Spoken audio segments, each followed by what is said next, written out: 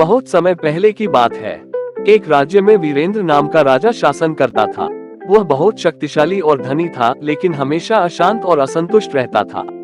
उसे लगता था कि उसके पास सब कुछ है, फिर भी उसे सुख और शांति नहीं मिलती। एक दिन राजा ने घोषणा की, जो मुझे सच्ची शांति का राज बताएगा, उसे मैं मुंह मांगा इनाम दूंगा। राजा के दरबार में कई विद्वान आए, लेकिन कोई भी उसे संतोष और शांति का सही तरीका नहीं बता सका।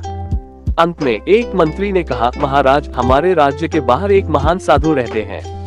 वे शायद आपकी समस्या का हल बता सकें। राजा ने साधु से मिलने का निश्चय किया। वह साधारण कपड़े पहनकर साधु के आश्रम पहुंचा। वहां उसने देखा कि साधु बहुत ही साधारण झोपड़ी में रहते थे और उनके पास केवल कुछ बर्तन और एक चटाई थी। फिर भी साधु बहुत प्रसन्न और शांत दिख रहे थे। राजा ने विनम्रता से पूछा, महात्मा जी, मेरे पास धन, वैभव, सेना सब कुछ है, फिर भी मैं अशांत हूँ। कृपया मुझे शांति का राज बताइए। साधु मुस्कुराए और बोले, महाराज, आपको संतोष का राज जानना है तो आपको मेरी एक शर्त माननी होगी। राजा ने तुरंत कहा, महात्मा जी, आपकी हर शर्त मानने को तैयार हूँ। साधु बोले, आपको 24 घंटे तक सिर्फ एक काम करना होगा। जो भी आप देखें या पाएं, उसमें शिकायत करने के बजाय आभार व्यक्त करना होगा। राजा ने सोचा कि यह तो आसान काम है। उसने शर्त मान ली। राजा ने जैसे ही यह अभ्यास शुरू किया, उसने ध्यान दिया कि उसकी आदत हर चीज में कमी ढूंढने की थी। जब उसने भोजन किया तो उसने कहा, यह स्वादिष्ट है, मुझे इसका आभार मानना चाहिए।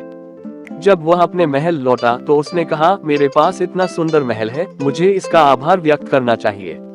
धीरे धीरे राजा ने महसूस किया कि उसके जीवन में जो भी है वो पर्याप्त है। उसका ध्यान कमियों से हटकर उन चीजों पर गया जो उसे मिली हुई थी। वह पहली बार वास्तविक शांति और संतोष महसूस करने लगा। अगले दिन राजा साधु के पास वापस गया।